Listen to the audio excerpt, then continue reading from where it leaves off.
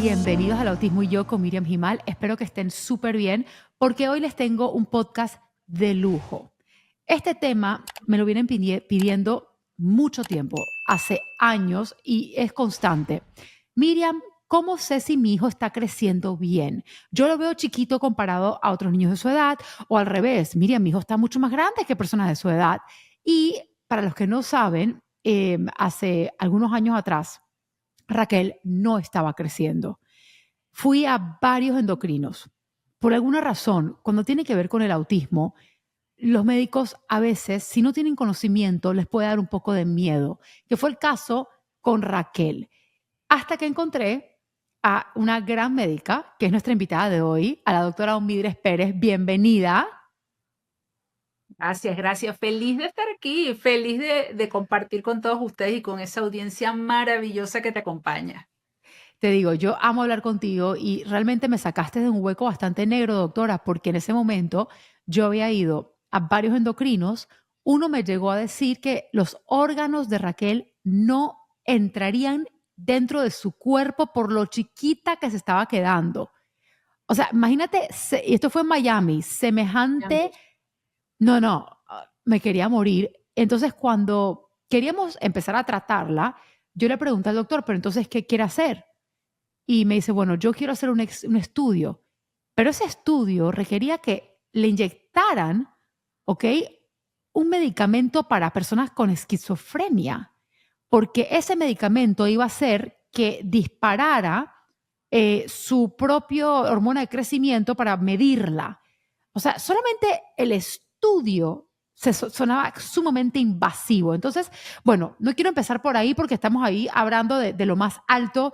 O sea, necesitamos ir por pasos, doctora. Vamos por lo más sencillo. ¿Cómo sé si mi hijo está creciendo adecuadamente o no? Sí, ese es uno de los temas clave para todas las mamás. ¿Cuándo ponernos alerta? Cuando nosotros vemos que nuestros hijos pasa el año escolar o pasó un cambio de Navidad y usted no lo tuvo que cambiar talla. Sigue en la misma talla de la Navidad del año pasado o del el periodo escolar anterior. Mm, Ya ahí empezamos a prender las alarmas. O el zapato, No, por ejemplo, porque igual, Raquel no igual. cambió talla de zapato 3 años. Exacto, no cambian de talla de zapato, no cambian, pero el lapso de un año o un año escolar, generalmente las mamás se dan cuenta cuando tienen que comprar un uniforme. Entonces, pero usa el mismo uniforme, los mismos zapatos, lo mismo todo de hace un año y está Mm. en crecimiento. Ellos, obviamente, los niños tienen una etapa de crecimiento acelerado los primeros meses del nacidos, pues, y entonces ellos en esa etapa crecen rápido. Luego, la etapa del crecimiento siguen creciendo, pero no de manera acelerada, y luego tienen otro pico, más o menos a los 4 o 5 años, hacen otro pico de crecimiento, un crecimiento acelerado, y vuelven a seguir manteniendo su ritmo de crecimiento. Hay algunos un poco más precoz o un poco menos precoces, pero ese es más o menos a manera regular cómo se da el crecimiento en ellos. Entonces, las mamás que están viendo que su niño no cambia de tallas con los años escolares o con las navidades, todas las navidades usa la misma talla de zapato, la misma talla de ropa, entonces el mismo largo, no le tienes que soltar a los pantalones o los vestiditos les quedan igual de largos, eso ya es motivo. Si es hijo único, no tienes con qué comparar, pero cuando son hermanitos, tú te das cuenta que a todos los demás le cambiaste, menos a él. Claro. Entonces ya por ahí enciende las alarmas. Otro signo de alerta es cuando están en el colegio. Tú te vas a dar cuenta cuando ellos arrancan en el colegio y van con sus grupos del mismo grado y van pasando de grado, los demás van creciendo y el tuyo se va quedando el más chiquito de la clase. Entonces, También. un niño más chiquito de la clase, es momento de nosotros mirar. Muchas veces los pediatras le dicen a las mamás, es que está en la curva del percentil. Oye, eso es un tema bastante delicado, sobre todo para cuando estamos hablando de niños con trastornos del neurodesarrollo y especialmente con autismo. Si a este niño se le acompañan otra serie de modificaciones como la selectividad alimentaria, por ejemplo, la cantidad de nutrientes que él les maneja muchas veces por la selectividad alimentaria es reducida. Entonces, esto también puede estar haciendo que este niño no crezca adecuadamente. Entonces, O está cómo dentro del metilan, percentil. claro, cómo metilan las vitaminas.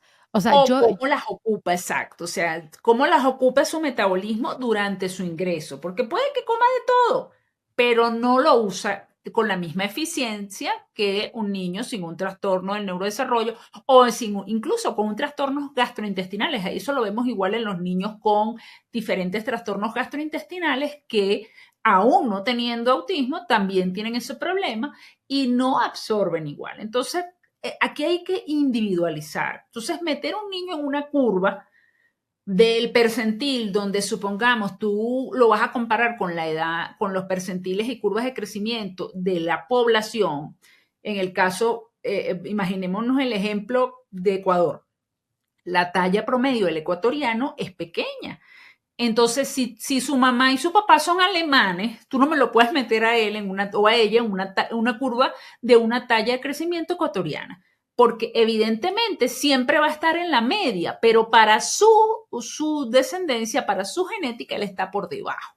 Entonces, claro. hay que identificar incluso las razas, de dónde vienen, el potencial genético, eso por esa parte.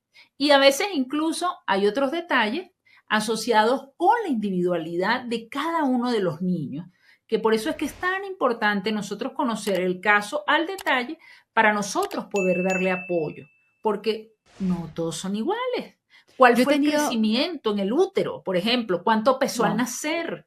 ¿Cómo fue su nacimiento? ¿Cuánto fue su percentil de crecimiento, peso y talla desde que nació?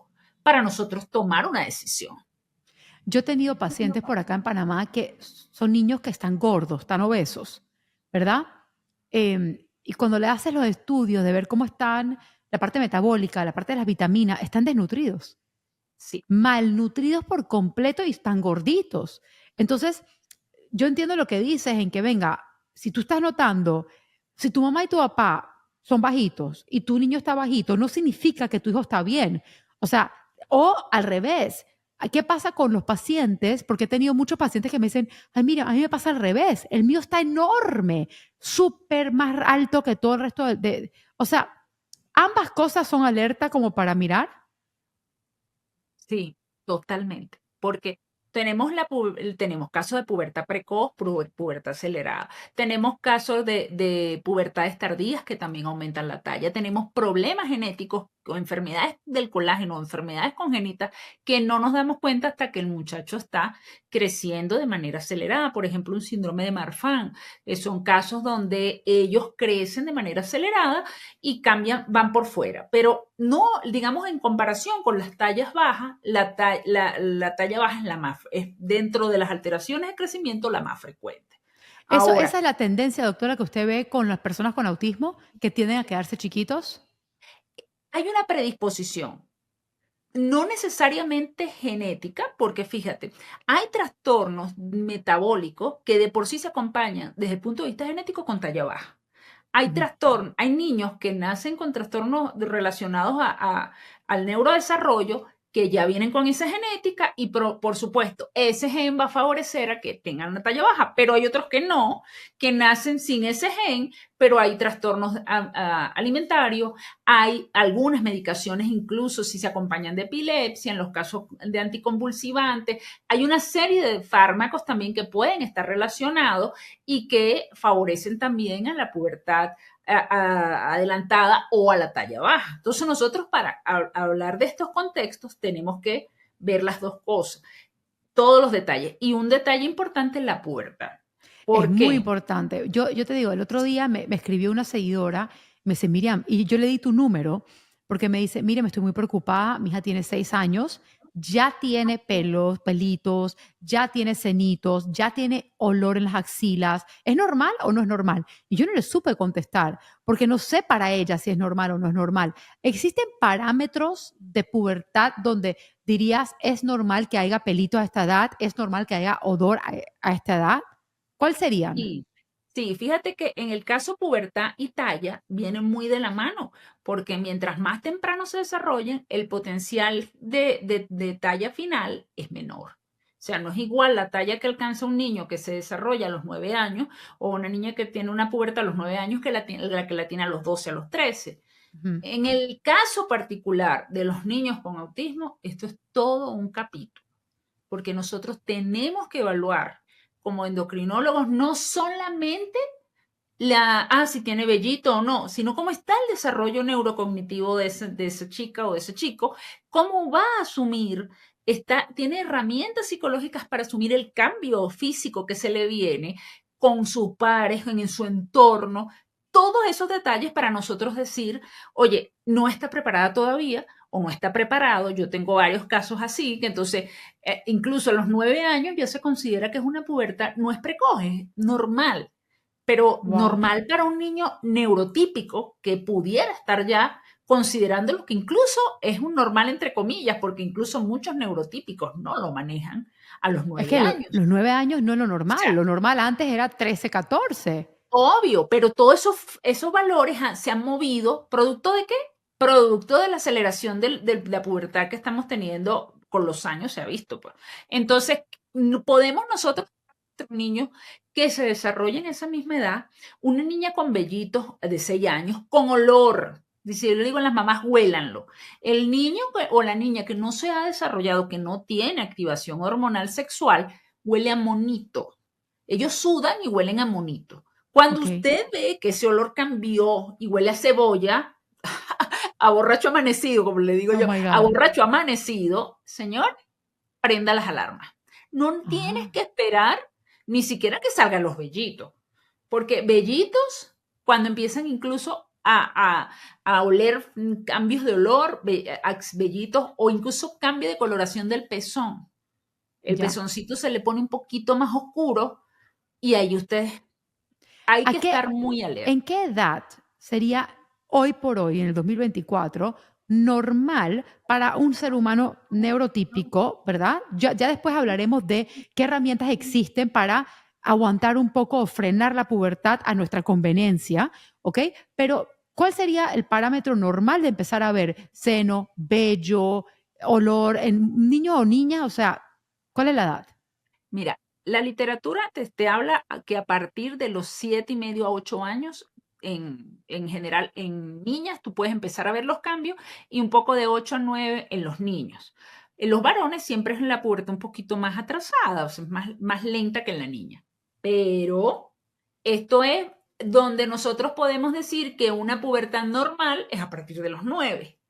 Lastimosamente, y yo insisto en este concepto, lastimosamente nosotros no podemos evaluar que para todos sea igual a los 9, porque Claro, no es así, no es así. Y entonces tú claro, pones a un niño a bueno, exponerse al cambio hormonal, al cambio de conducta que viene con el cambio hormonal, que es bien intenso y claro, no con están Ra preparados. Incluso los neurotípicos no están preparados, claro, ni los papás de los niños. ni Pero los papás. con Raquel, vamos a usar este ejemplo en particular, Raquel, yo sí pensaba que capaz, o sea, pudiese haber estado preparada si le dábamos más tiempo, que fue lo que terminamos dándole, pero lo que más me preocupaba era su estatura y talla, porque Raquel tenía 3 años que no cambiaba zapato, el doctor me dijo que el órgano no le iba a entrar, que iba a quedar enana, o sea, es una cosa que yo digo, bueno, venga, mi hija genéticamente no es enana, o sea, no somos padres enanos, ¿por qué va a quedar así, verdad? No hay nada de malo con eso, pero es que genéticamente no está en nuestra sangre. Y era una niña que no crecía. Y yo sé, y después luego con todos los estudios que hicimos, se atribuyó mucho a que ella no metabolizaba los alimentos, que simplemente no le sacaba el jugo, pues las vitaminas.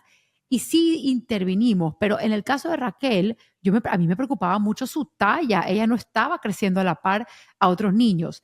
El tema de lo que es la pubertad precoz, que es muchas personas, doctora, están preguntándose por qué mi hija tiene vello, por qué mi hijo ya está haciendo ciertos gestos que está chiquitico.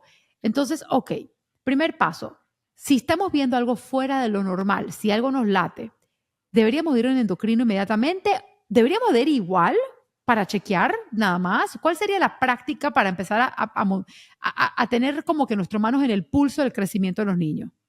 Mira, yo pienso que luego a partir de los 3 años, sí, deberían hacer una evaluación una vez al año con el endocrinólogo. ¿Por qué? Porque nosotros vamos a evaluar no solamente talla, factores de riesgo de enfermedades metabólicas, vemos algún cambio corporal, olor del vello, entrenamos a las mamás para todo esto. Y hay un examen muy simple que nosotros usamos de manera rutinaria, pero que los pediatras no, que es la edad ósea.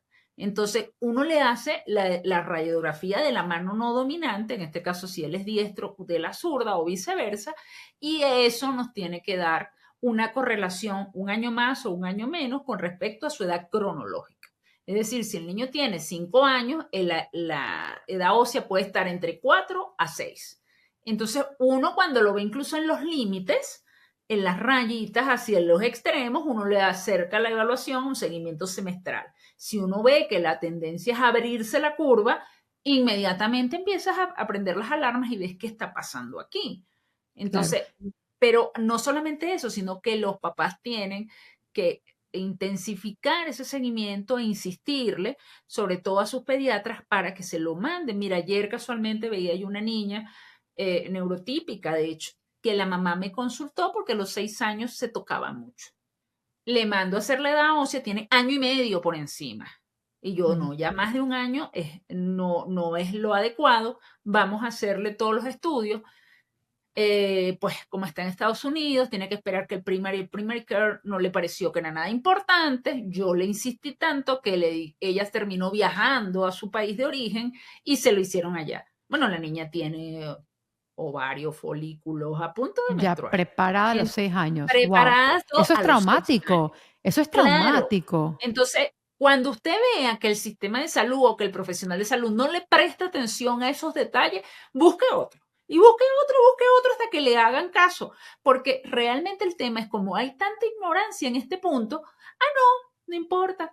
No, es lo mismo que la talla. Si usted ve que su muchachito está parado, y que todos les cambian los zapatos y a él no, todos les cambian los largos del pantalón y a él no esperes que alguien te lo diga. Si él no te lo dice, busca otro profesional que le estudien, que le evalúen, que lo hagan seguimiento cercano. O sea, yo estoy de No, acuerdo. Yo pasé por 3 endocrinos antes de llegar a ti, vía Zoom. O sea, todo el trabajo que tú y yo hicimos juntas fue totalmente vía Zoom, porque los endocrinos con lo cual yo tenía el placer de conocer, no eran malos endocrinos, pero tenían un leve temor al autismo. ¿Por qué? Porque ellos querían ya de una vez intervenir y yo les preguntaba, ok, tú le quieres meter hormona de crecimiento a Raquel, le quieres parar la menstruación, ¿qué efectos tiene esto en un cuerpo autista? Porque vamos a estar claros, niños con autismo que digieren las cosas diferentes, que asimilan las cosas diferentes. Y cuando le mandaron a hacer la radiografía, a Raquel le salió casi 2 años por encima de su edad. Y aquí era, contigo fue zapatillas a correr, y aquí fue, bueno, ya déjala así, porque no la quiero inyectar, porque si la niña me responde mal.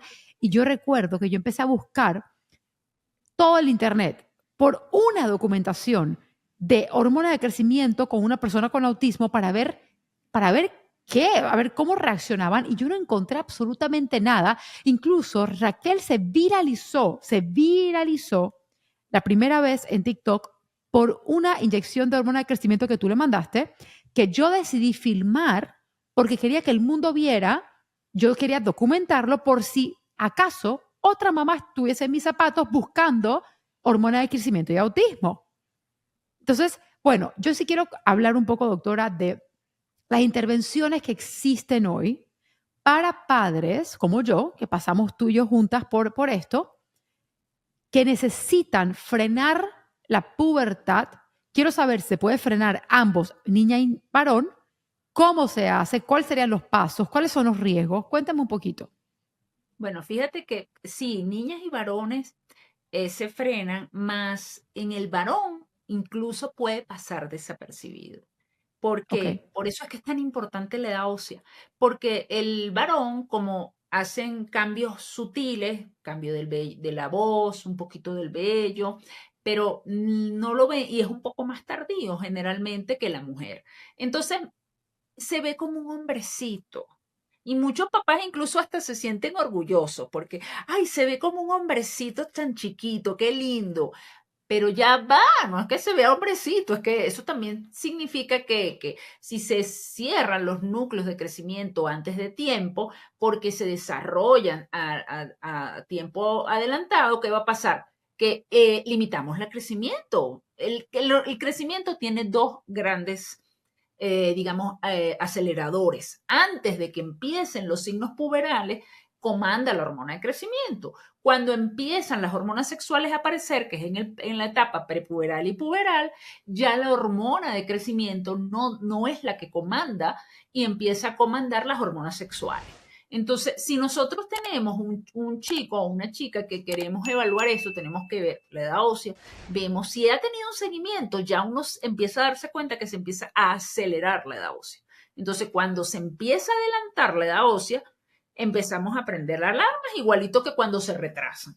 Entonces, ¿por qué se está acelerando? Ah, no tiene vello, está cómo está la voz, vamos a medirle las hormonas sexuales, vamos a ver ecográficamente si es una niña el útero, los ovarios, si es un niño, entonces vemos tamaño testicular y entonces empezamos a mirar, rastrear.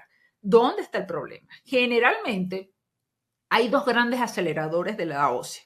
Uno es la obesidad, porque el exceso de insulina acelera la maduración ósea y evidentemente entonces son los gorditos que en el preescolar son altotes. Los gorditos siempre son los más grandes en el preescolar, pero los más pequeños en el bachillerato. ¿Por qué? Porque el exceso de insulina, la resistencia a la insulina hace que se cierren más precozmente los núcleos de osificación y la talla final pues se limite. Entonces nosotros debemos estar pendientes de esas aceleraciones de edad ósea para evitar justamente las tallas bajas que se puedan prevenir. Darle el mejor potencial, porque siempre le digo a los papás, para engordar o adelgazar tienes toda una vida, pero para crecer hay un solo momento, que Vale. es en esta etapa. Entonces, si tú la pescas a tiempo, tú puedes hacer muchas cosas. Si te pones a esperar y a deshojar la margarita, se desarrolló en tu cara, ya tiene testículos grandes, de tamaños de desarrollo, hiperpigmentación del escroto. Ya cuando tú ves todos esos cambios genitales y ves una nuez de Adán gruesa en un varón, ya no lo puedes frenar. ¿Por qué? Porque ya tienes una testosterona alta, ya tienes una aceleración ya de todo el eje hipotalámico del cerebro, que es donde se manda la señal del desarrollo, y llegaste tarde. Bien, Entonces, bueno, ni hay que modo, ¿qué te queda actuar allí? rápido. Sí, entonces ahí uno le queda es trabajar con el estímulo de la hormona sexual, con ejercicios de elongación del eje central, nutrientes y tal, y ponerlo a dormir temprano para que ya él le saque el máximo provecho a su hormona sexual, más no le podemos estar inyectando ni añadiendo nada. Cosa Bien, diferente es cuando las niñas antes de la menarquia, es igual. Si ya empezó con sangrados y está menstruando, tiene el desarrollo mamario completo, menstruando regularmente, no lo frenamos, hacemos exactamente lo mismo. Trabajar con sus hormonas sexuales y potenciar. Frenamos bien. cuando están comenzando ese cambio, como el caso que estábamos comentando ahorita, que bueno, todavía no menstrua, pero tiene folículos o hay algunos cambios, unos vellitos, cambio de olor, está arrancando, se descarta. Obviamente, cualquier otra patología que pueda darnos esto, bien sea craneofaringiomas, alteraciones hipotalámicas u otras alteraciones centrales, descartas esto y empieza. Yo Pum, quiero pum, pum, de una vez. simplificarlo, o sea, yo quiero simplificarlo un poquito, porque creo que hay personas que se van a confundir. Aquí hay dos intervenciones que ustedes pueden hacer. Y doctora, me corría si estoy equivocada, pero lo quiero simplificar. La primera es de prevención. Es cuando ya te lo pillaste a tiempo. Tu hija no ha menstruado o tu hijo todavía no tiene el Adam's Apple, todavía no tiene la voz gruesa. Antes de la pubertad, hay un tipo de intervención que ahorita quiero hablar contigo, ese tipo de intervención.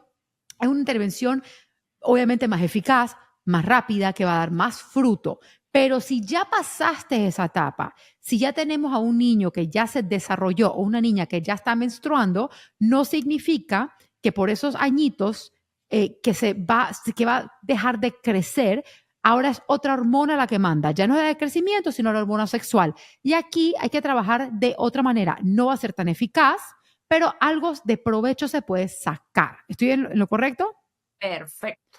Ok, al caso de Raquel. y el caso de muchas niñas que nosotros como mamás dijimos, espérate, alerta, alerta, mi hija no está creciendo. Bien, tenemos ahora dos razones por la cual queremos ir a un endocrino. La primera, obviamente, estatura y crecimiento. Ya está. Si no está creciendo tu hijo o si está creciendo de más y te parece antes de tiempo, ve a un endocrino que le hagan la edad ósea, que midan otros factores y vean si tu hijo está en riesgo de algo de crecimiento. Pero ahora vamos a hablar de algo un poco controversial. Y yo tomé esa decisión junto a ti porque confío en tu criterio, pero no confié en tres otros doctores, ¿ok? Entonces, vamos a hablar de cuando una mamá o un papá de un niño con autismo toma la decisión de frenar o sea, la pubertad, sea la menstruación o la hormona sexual, y entonces suplementar hormona de crecimiento con inyección, haciendo ambas cosas, haciendo una de ambas cosas. ¿Cuál es su opinión de esto? ¿Te parece ético? ¿Te parece bien? Yo sé que sí, porque lo hicimos juntas, pero ¿hay alguna pelea con esto en el mundo de la ciencia? Sí hay muchas controversias. Este es un tema súper álgido. Muchos endocrinos pediatras dicen que no, otros dicen que sí, dependiendo del caso.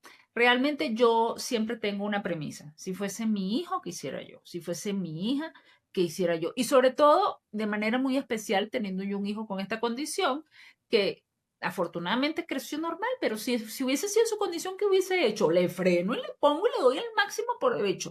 Que los estudios no nos garantizan que va a ser un tantos centímetros, a mí no me importa, pero yo estoy jugándome la carta porque es ahora o es ahora. Yo no voy a tener oportunidad de ventana de crecimiento nunca más en su vida. Yo voy a poder engordarlo, adelgazarlo, pero talla no es ahora o nunca. Entonces, Y, pero ahí claro, lo hago. con talla, la hormona de crecimiento es extremadamente aceptada. Yo estoy hablando de Que cuando estamos frenamos, hablando de claro. conducta, cuando vemos que nuestros hijos no están preparados para la pubertad, cuando estamos tomando una decisión consciente, aunque crezcan bien,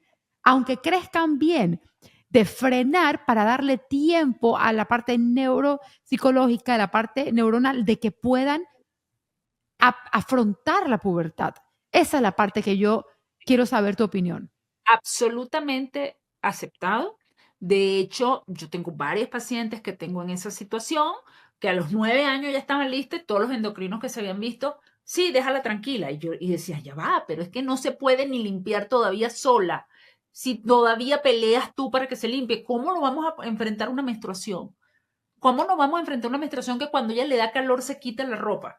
No, entonces tenemos que educar a las niñas para enseñarles la conducta adecuada incluso ante sus padres, porque ya empiezan las hormonas sexuales y no es nada más la menstruación, es la conducta. Empiezan a ver las niñas, empiezan a ver a los niños y los niños empiezan a ver a las niñas. Y si nuestras niñas no están preparadas para esto, ¿cómo lo van a enfrentar? Porque hasta nada hace nada estaban jugando con muñecas y si en su mente siguen jugando con muñecas, pero el otro niño no.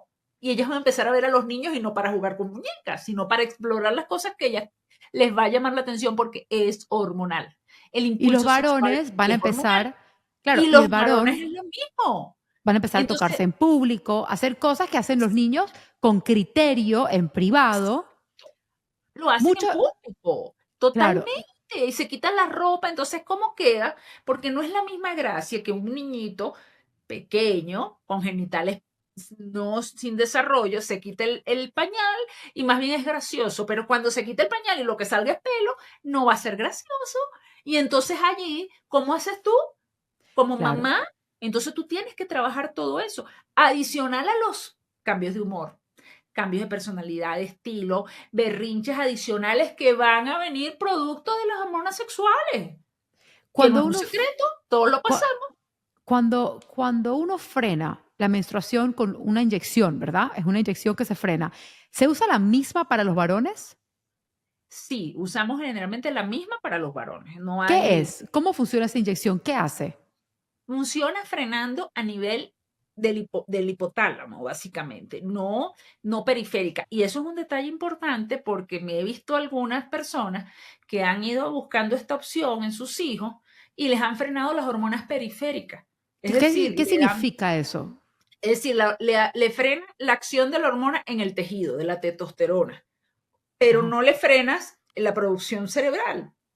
Eso no tiene ningún sentido. La forma de nosotros trabajar con el freno de pubertad es frenar el pulso de la hormona que se produce a nivel hipotalámico, que es la que va a arrancar la pubertad. Si yo no freno eso, yo lo que estoy es perdiendo el tiempo y haciéndole perder el tiempo a la mamá o al papá y al niño. Yo tengo que irme a la hipófisis, al hipotálamo, que es donde está. El hipotálamo es donde está el activador de todo este sistema. Entonces yo paso el switch y freno allí. No estoy haciendo nada. No estoy haciendo Eh, nada sino retrasar el momento porque el switch sigue encendido. Es más, ¿cuán- peor. ¿Cuánto tiempo se puede frenar en un caso de niña o de niño la pubertad y que siga siendo seguro para el paciente? Lo hacemos a que llegue una pubertad fisiológica. Entonces, estamos hablando de 12, 13 en la niña, de 13 a 14 incluso en el varón, dependiendo, por supuesto, del contexto y de cada caso muy individual. Y esto sí, siempre lo dejo claro.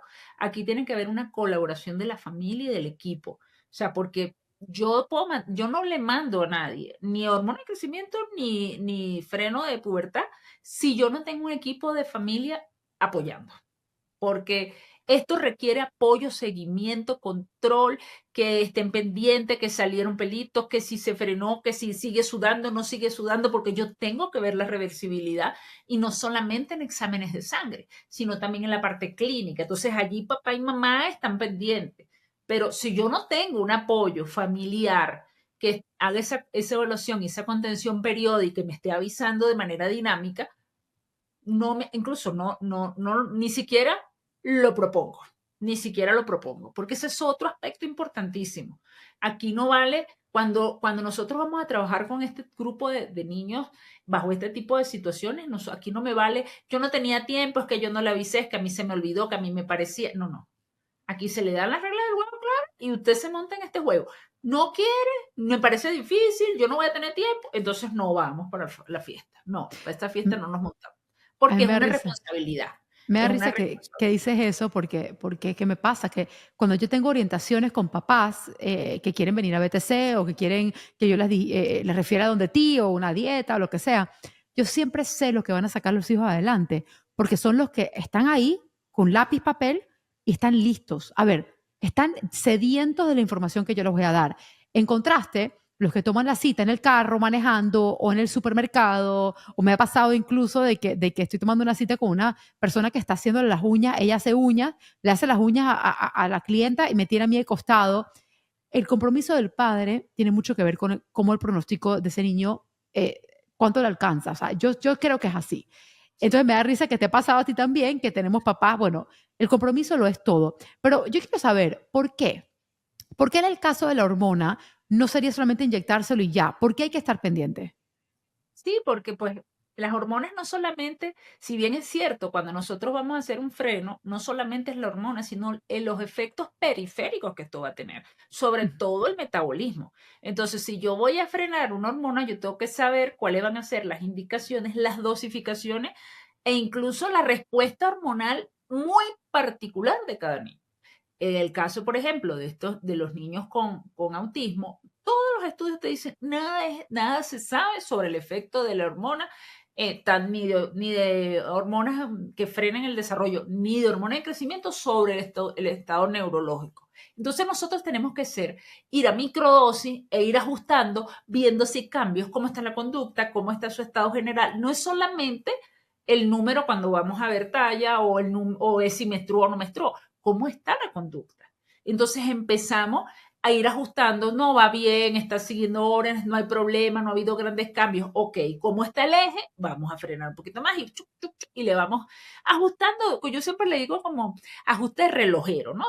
Hasta que alcanzas el punto que es el adecuado para ese chico sin necesidad de distorsionar todo su sistema de respuesta emocional, neurológica, que tanto nos cuesta, porque eso Claro. nos costó un mundo agarrar a ese muchacho y dejarlo tranquilo y ponerle, como le digo yo, en su carril de 80 para que entonces tú le metas una dosis macro que te va a durar 6 meses o 3 meses y tengas 3 meses ese muchacho pegado contra la pared. No, entonces uno Claro. tiene como mamá que, o sea, calarse los 6 meses porque no es la doctora que va a estar ahí. Entonces, no, yo Claro. también soy mamá de niños con autismo y entonces yo también sé lo que se pasa. Entonces nosotros queremos ir ayudándolo sin echarle a perder su parte neurológica y su parte conductual, cognitiva, que tanto la hemos Nos ha trabajado. costado. Entonces, Es tan andamos así importante.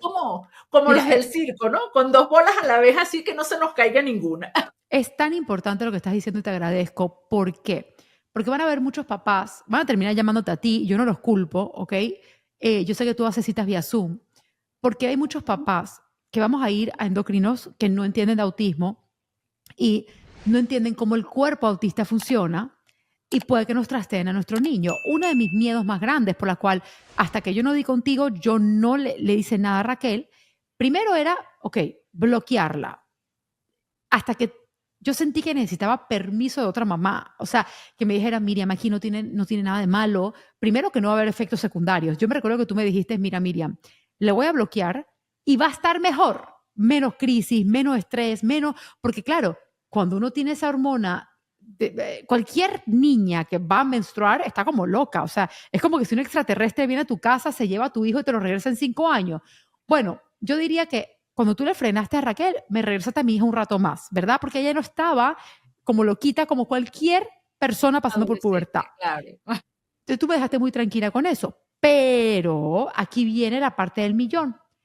Porque sí hay cosas documentadas de la frenadera en niños y en niñas donde hay personas, no estoy diciendo que esto es bueno o ético o que deberían de hacerlo, pero hay endocrinos que siguen frenando a hombres autistas hasta los 25 años. O sea, le van metiendo eso porque no quieren que se arrebaten sexualmente. Ahora, yo no estoy de acuerdo. Creo que el ser humano tiene que evolucionar cuando está listo y no podemos pretender que nunca estén listos, son seres humanos.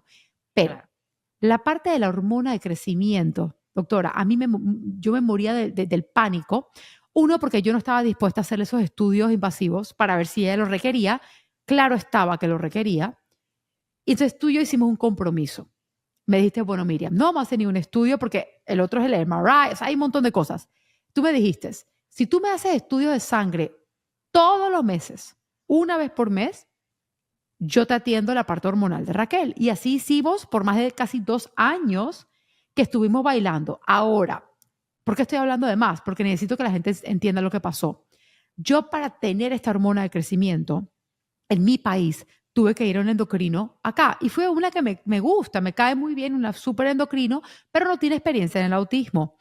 Y yo les expliqué, les dije, yo voy a trabajar con la doctora Omidres, pero yo requiero que usted me dé seguimiento para el seguro, para que me den la medicina. Cuando ella vio la dosis que tú mandaste, me dijo, Miriam, está mal. Y le digo, ¿cómo, doctora? No, no, yo creo que tú entendiste mal, porque la doctora te puso .02 y no es así, es 2.0. 2.02 no le va a hacer ni cosquillas, como no darle nada. Entonces yo te llamé y me dijiste, Miriam, yo trabajo en microdosis. Cuando esa dosis de .02 hizo un cambio así en Raquel, la doctora flipó, me dijo, no puedo creerlo, Miriam, que hubiese pasado si yo le hubiese metido 10 veces la cantidad. Doctora, explíqueme un poquito sobre por qué eliges dosis que cualquier endocrino pensaría son microscópicas para sistemas autistas. Sí, porque justamente ellos son muy sensibles. Ellos son supremamente sensibles a las respuestas hormonales. Por eso es que ellos en el desarrollo se arrebatan y se arrebatan. Comenzando la prepubertad, que ni siquiera es que toda la hormona llegó al pico, ya ellos están arrebatados. Tanto ellas como ellos. ¿Por qué? Porque son muy sensibles. Entonces, es una respuesta de medición de sensibilidad. Si nosotros nos vamos con las dosis full que usamos en cualquier otro caso, nos podemos llevar una sorpresa porque ellos son muy sensibles y entonces no es que le pusiste 2.0, es que le pusiste 200 para su sistema neurológico, para su respuesta celular. Entonces nosotros tenemos que ser en ello sumamente cuidadosos. En hormonas tenemos que ser muy cuidadosos. No las calculamos a kilo peso, las calculamos a respuesta y vamos midiendo mes a mes. Y más aún cuando yo no tenía un estudio previo dinámico de saber si había una deficiencia o no, absoluta o parcial, claro, porque esas son dosis para una deficiencia absoluta, pero yo no estaba trabajando con una dosis previa de deficiencia absoluta, sino una dosis respuesta a su necesidad, sabiendo como base que su sistema neurológico, por su condición, es más sensible. Entonces vamos poco a poco y vamos a ver la respuesta neurológica y respuesta talla de crecimiento y vemos, no tenemos apuro, pero sobre la marcha mes a mes, porque yo no le puedo dar una dosis estable. Y le digo, no, 6 meses, doctor, es que se me olvidó y no creció. Ah, bueno, pero es que yo te dije mensual, yo no te dije cada 6 meses. Entonces, en por eso es que yo hablaba del compromiso de la familia, porque si no, entonces perdemos el tiempo, los familiares se ponen bravos porque, doctor, eso no le sirvió para nada. Ya va. Lo hicimos como yo te dije que iba a hacer. No. Entonces, bueno, tampoco me pidas magia, porque yo no voy a hacer por ti el trabajo que tú tienes que hacer como mamá y como papá. Entonces, aquí Yo yo les recuerdo hablo con, clarísimo eso. bueno, vamos a estar claros. Tú empezaste con una microdosis con Raquel porque no sabía si iba a responder, cómo iba a responder. Pero Claro. para que tengan una idea, a los que están interesados en este proceso, a Raquel se le fue subiendo sistemáticamente todos los meses por casi 2 años hasta llegar a una dosis de una persona neurotípica. A Raquel le tomó 2 años llegar a esa dosis, ¿ok? Sin ningún tipo de alteración en su conducta, en su entorno. O sea, ella estaba bien, no, no vi cambios malos. Y yo te digo una cosa, Raquel come un poquito de azúcar de más y yo le veo el cambio a los 20 minutos. No se aguanta ni ella misma. Entonces, con decirte que lo llevaste de una manera muy meticulosa, pero sí requiere esa constante medida, ese constante cuidado. Y yo creo que para un papá que está preocupado de estatura, esto vale la pena, pero si tú eres un papá que estás preocupado porque no crees que tu hijo está preparado para una menstruación o una pubertad, también vale la pena. Yo, Totalmente, totalmente. yo Ahorita me, tengo unos trabajando, los varoncitos, de hecho, unos niñitos en México, y les trabajamos con dosificaciones mensuales y todo, y vamos divinos, y vamos divinos. Entonces, la primera dosis, no, que parece que no le va a funcionar.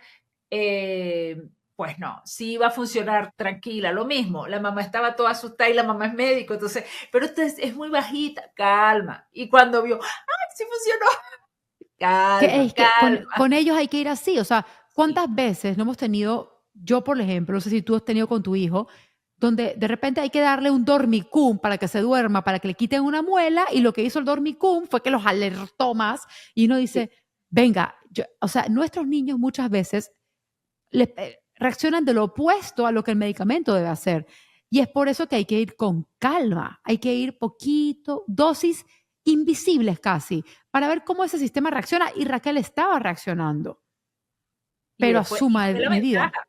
Y fue la ventaja, y que con Raquel trabajamos la hormona, ejercicio, alimentación. Y Raquel empezó a hacer ejercicios más intensamente. Entonces ella te entusiasmó también porque ella veía el resultado. Y entonces Claro. ella se fue haciendo a 12 a todos esos cambios que son necesarios, porque si tú pones la hormona y no ayudas a lo demás, entonces le dejas todo el trabajo solo a la parte hormonal y no es lo adecuado. Y después dice, ay, pero es que, pero, no, no, o sea, es que esto es como un trabajo conjunto, es el músculo, es el esqueleto, es la alimentación, es el sueño, es todo, Esta porque no alimentación, es magia, no hay magia. doctora, sabes que yo soy amante de la alimentación natural y en su experiencia con su hijo y como médico, ¿qué tan importante es la alimentación?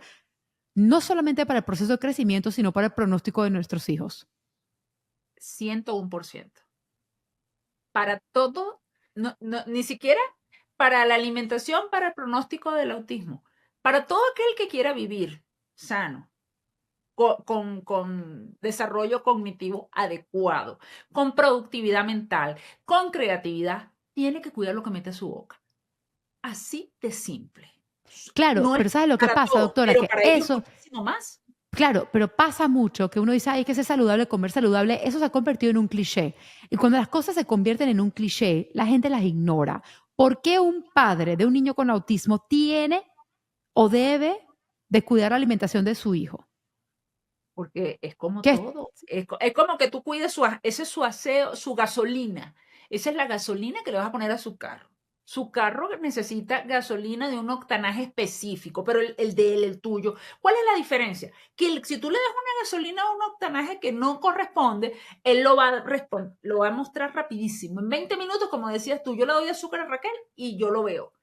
A usted, mamita, papito, resto de mortales, que somos neurotípicos, no lo vamos a ver así, sino lo vamos a ver en los años. ¿Cómo? Cáncer, infarto, Alzheimer, diabetes, y para usted contar, la raíz es la misma. Lo único que ellos, como tienen neuronas más sensibles, reaccionan más rápido a un cambio de la gasolina. Nosotros tenemos los filtros bien puestos y filtramos las expresiones externas, pero espera que pasen unos añitos. Y es lo que estamos viendo ahora.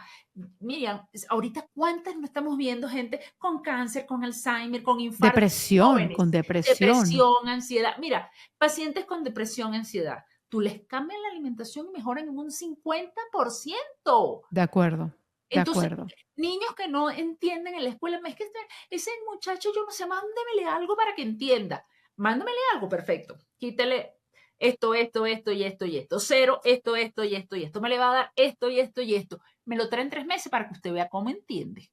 ¿Por O qué? sea, que te Porque están pidiendo una nutrimos. medicina y lo que tú estás haciendo es quitando alimentos procesados, gluten, leche, azúcares, cosas. Todo lo que intoxica el cuerpo, todo lo que acidifica, todo lo que daña nuestra microbiota y favoreciendo a todo lo que mejora la microbiota, a todo lo que mejora nuestro cerebro, porque lo que tú comes no es que se quede aquí en la boca, es que eso va al cerebro, eso va a todos tus órganos y sistemas. Entonces, lindo fuese el placer de 5 minutos por la intoxicación de Meses. N tiempo.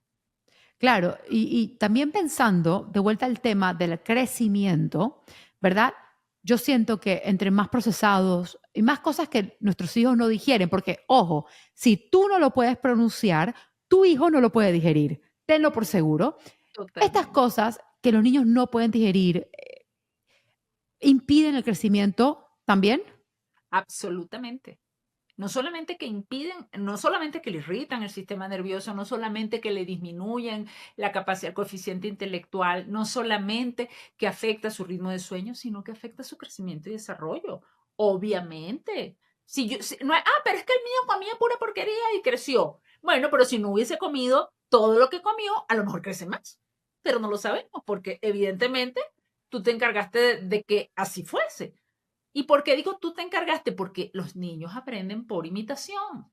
Ellos no tienen, usted es la que le da la plata para el colegio, usted es la que le compra las cosas, y si en la casa no hay azúcar, ¿cómo le van a echar azúcar? Si en la casa Tal no cual. hay pan, ¿cómo van a comer No, pan? yo hoy justo hablé con una mamá que me dice, ay, míreme, es que, mira, yo puedo hacer toda la dieta que tú quieras, pero quitarle yogur te es imposible. Y dije, bueno, ella maneja y tiene tarjeta de crédito, o vas tú a comprar el yogur.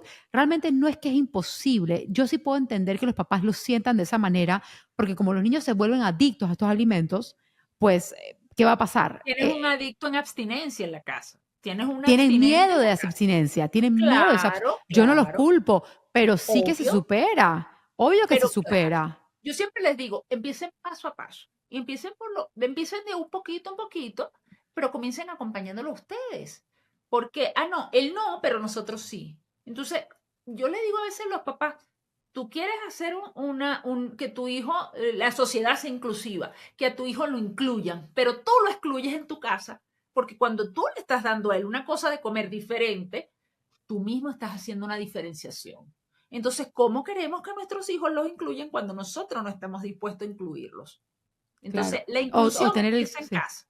o tener el compromiso, porque hoy yo veo a los papás y: "Ay, pero a mí me encanta la soda, significa que no voy a poder tomar más soda en la casa", y yo: "Bueno, venga, hay que tomar una decisión, o se hace el compromiso ahora que sí se siente difícil, pero el niño tiene 6 años, contra lo que vas a tener que sacrificar más adelante cuando ese niño empeore". Porque yo creo que todo va de la mano, peso, talla, hormona sexual, rendimiento escolar, pronóstico, qué va a pasar Todo. cuando nosotros no estemos. Todo es un todo es algo integral.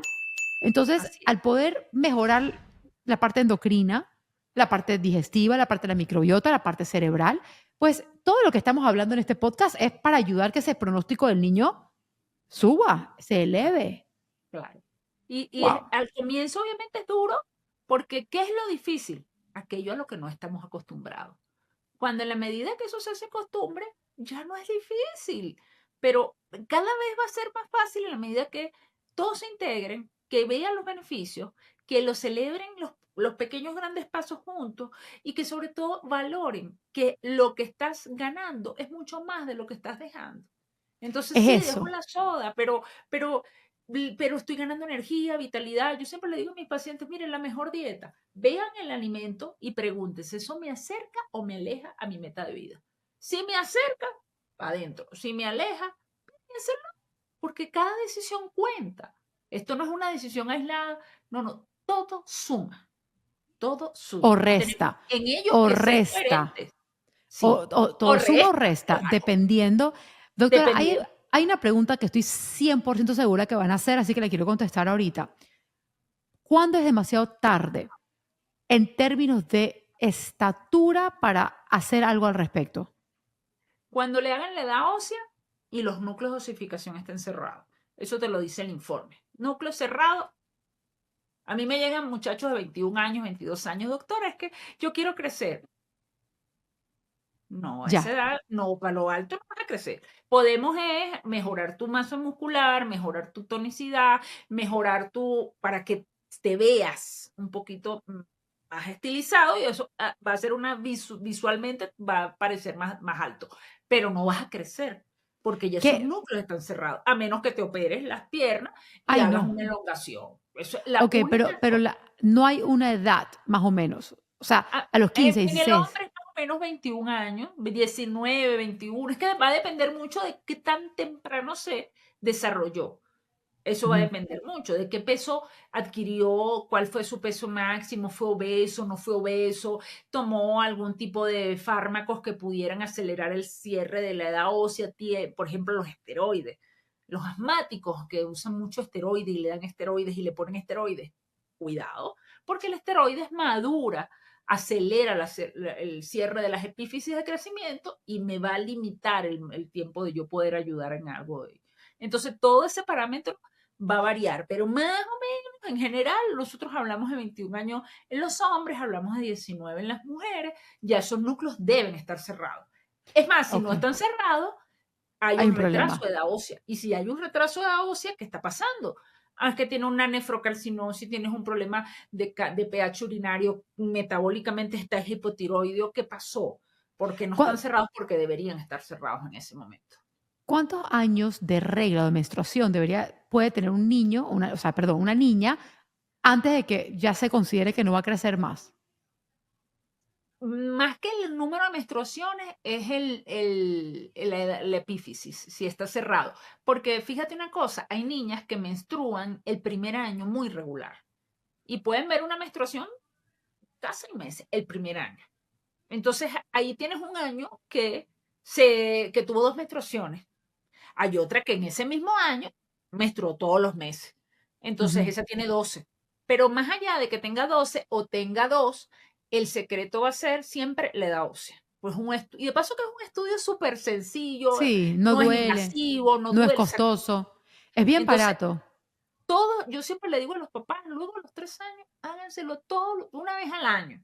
Ah, le salió parejo, por lo menos, porque, ¿qué nos dice eso? Que no hay ninguna alteración grande, significativa, que le esté modificando la talla, independientemente que estén en las curvas, porque hay muchos niños dentro de las curvas de crecimiento, un percentil 50, y cuando le haces el estudio, tiene cambios en la edad ósea, bien sea generalmente retraso. Entonces, yo tengo un caso también, ya hace algunos años, que el papá medía 1,5 metros y la mamá medía 1,5 metros, la niña estaba pequeña. Y decían, no, pero es que si nosotros somos pequeños, ¿qué vamos a esperar de nuestra hija? Digo, ya va, pero son pequeños ustedes, pero yo conozco un hermano tuyo que es altote, y yo conozco un primo tuyo que es alto. Vamos a hacerle el estudio a la muchacha. Y resulta que tenía un retraso en la edad ósea. Y Mm. evidentemente nosotros le hicimos todos sus análisis, hicimos todos sus estudios, le pusimos, eso fue a los 5 años que nosotros la cachamos. A los 5 le hicimos lo que teníamos que hacer y resulta que al final, hoy día la muchacha tiene 19 y es mucho más alta, o sea, mide 1,65, 1,68 y el papá y la mamá son 1,5 metros. Pero hay una Pero bueno, pregunta, ¿puede pasar que los padres también tuvieron el mismo problema y que eso también sea genético? hay una predisposición, pero por eso tú tienes que ver toda la descendencia. O sea, tú decís, bueno, pero no tienes hermanos. ¿Cuánto miden tus hermanos? No tienes, tu papá y tu mamá, ¿cuánto midieron? O sea, los abuelos. Entonces tú ves si viene de raza, ¿no? O si viene, no, mira, yo sí, yo mido 1,50, pero mi hermano mide 1,80 y mi otro hermano mide 1,70. Ah, bueno, pues el que te quedaste pasmado fuiste. Claro, que Entonces claro. empezamos a ver qué pasa. Y muchas veces interrogando, a través de que traen a los hijos, interrogándolos, es que, ay, doctora, pero usted sabe, si usted tiene razón, yo empecé a desarrollarme y sacaba el gallo grueso, lo que dice la gente, la voz gruesa, cuando yo tenía 8 años, porque me echaban broma, de hecho, yo era el locutor del salón. Imagínate. Interesante. Interesante. Entonces, pero no se dan cuenta del impacto que eso significa hasta que tú como médico empiezas a preguntar y empieza uno como policía a averiguar. ¿Y cuánto medían tus hermanos, tus primos, tus esto? Ay, sí, doctor, resulta que yo era el más chiquito. Mm, Entonces, Wow. vamos a ver. Y ahí empieza, esto es un trabajo, por eso es que es muy individualizado, porque tenemos que ver todo el equipo, todo el grupo familiar, ver incluso los estigmas clínicos, la implantación de las orejas, los nudillos, que nos hagan pensar o no si hay alguna alteración, el vértex, la relación talla de coronilla pubis, pies, a ver cuánto nosotros nos da esas proporciones con las brazadas y nosotros decimos, no, esto no es genético, esto viene de otro lado. Entonces empieza uno como a olfatear, ¿no? Así como los perritos, a buscarle el cablito suelto y por qué. A veces no lo consigues y entras dentro de lo que se clasifica como talla baja idiopática. Idiopática es no sé qué tiene, pero algo tiene. Pero mientras lo averiguo, lo trato porque no puedo pasar deshojando la margarita muchos años y sobre todo estamos hablando de crecimiento y desarrollo. Está perfecto. De verdad es que yo creo que la gente va a quedar con la cabeza volada. Tus redes son Omidres Pérez, tal cual, ¿no? Sin O Pérez, doctora. O DRA doctora Omídez. Omidres. DRA Omidres. Doctora Omidres. Ellos te pueden contactar por ahí, ¿verdad? Sí, cómo no, con mucho gusto. Sí, o sea, de verdad te Mi digo, página web, que es esa que está allí, ajá, también, ahí perfecto. hay Yo todos los le medios de digo, comunicación. hoy por hoy, la tecnología es sumamente poderosa. Como yo puedo decir que yo sí estuve 2 años con la doctora por Zoom. Fue la mejor opción. A veces no hay que viajar, a veces simplemente hay que encontrar este tipo de profesional que entiendan sobre el autismo, que entiendan y hay que trabajar en equipo. Yo contigo estoy súper tranquila, o sea, ojos cerrados, muy tranquila. El proceso de Raquel fue óptimo. Estoy agradecida también. Y bueno, quiero saber si hay algún mensaje final que te gustaría decirle a esta audiencia que te está escuchando. Bueno, primero quería agradecerte tu confianza, que para mí lo más importante es la confianza y poder ayudar a papás y a mamás que estén en esta situación. Nunca es tarde cuando ustedes hacen lo que tienen que hacer, por eso tienen que poner los signos de alerta. No se queden con unas respuestas, escuchen su corazón. Si como mamá o como papá sienten que hay algo que no les hace clic, busquen otra opción, busquen respuesta, busquen ayuda, porque no, ese instinto de mamá, ese instinto de papá, sí existe y sí vale. Y lo digo yo no solamente como médico, sino como mamá de niño con autismo, bueno, ya no es un niño, ya es un hombre. Pero si yo me hubiese quedado con la que me decían, no, chica, eso es malcriadez, no sé qué, no estuviese ahorita en la universidad estudiando computación. O sea, créanme que sí se puede. No es fácil, pero no es imposible. Y con la ayuda de Dios, mire, todo se logra. Abran su mente y su corazón y no se detengan, porque ese es su hijo y mejor que ustedes no lo va a amar nadie. Así que estamos para apoyar. Un No diagnóstico más no es un pronóstico. Gracias, doctora. Hasta la próxima, gente. Recuerden suscribirse al canal. Los quiero mucho. Espero que les haya gustado este capítulo del autismo y yo.